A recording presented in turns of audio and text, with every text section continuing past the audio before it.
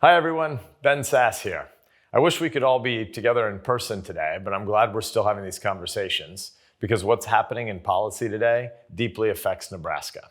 First, I want to thank the folks who are working hard on these issues. Mark McCarg and everyone at the Nebraska Farm Bureau, the Nebraska cattlemen, the chamber, the corn growers, soybean growers, wheat growers, sorghum growers, pork producers, State Dairy Association, Governor Ricketts. There's a long list of folks making a big difference, and we need it. We need to make clear that what's going on today in President Biden's tax and spend, and then tax and spend, and then tax and spend some more policies are bad for our farmers and ranchers and producers and food consumers across this country.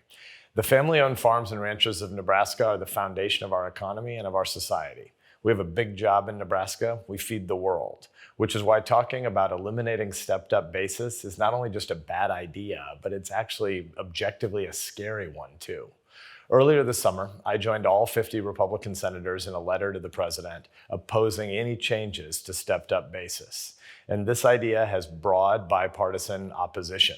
The chairman of the House Agriculture Committee, David Scott, the former chairman of the Senate Finance Committee, also a Democrat, Max Baucus, and more than a dozen House Democratic lawmakers today have joined Republicans in opposition to these changes to the stepped-up basis and to the estate tax.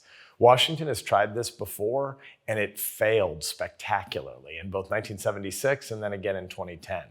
Congress has had to correct it both times by listening to farmers and ranchers and recognizing the harmful impacts on family-owned farms, ranches, and small businesses across this country that would flow from a disastrous policy change like this. As House committees marked up their budget reconciliation instructions this last week, we have still not seen the revenue provisions that are needed to offset the cost of a $3.5 trillion, that's trillion with a T, overall budget reconciliation bill from the House Ways and Means Committee and the Senate Finance Committee.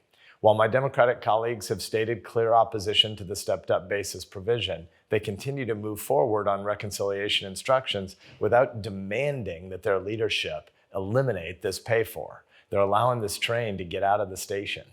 We're also going to need to stay vigilant on government overreach that could hurt our farmers and ranchers. The Obama administration's WOTUS rules were a bureaucratic nightmare, as all of you remember, all Nebraska farmers and ranchers do. Actually, when I was running for office in 2014, it was probably the single most talked about subject when you'd be in the 3rd district in Nebraska. And the Biden EPA is trying to bring these disastrous WOTUS rules back. Washington bureaucrats who want to regulate ditches don't understand conservation because they don't understand agriculture in Nebraska or anywhere else in this country.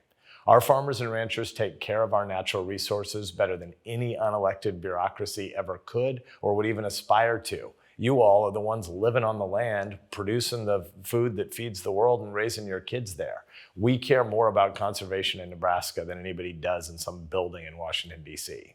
Here in Nebraska, we believe that our farmers and ranchers not only know what's best for the land, but they want to be great stewards for themselves, for their businesses, and they'll do their job far better than Washington will by threatening even more burdensome regulation. So we're going to keep fighting against red tape so we can keep growing our economy and keep improving our society. To our Nebraska farmers, ranchers, and small business owners, keep it up, keep feeding the world.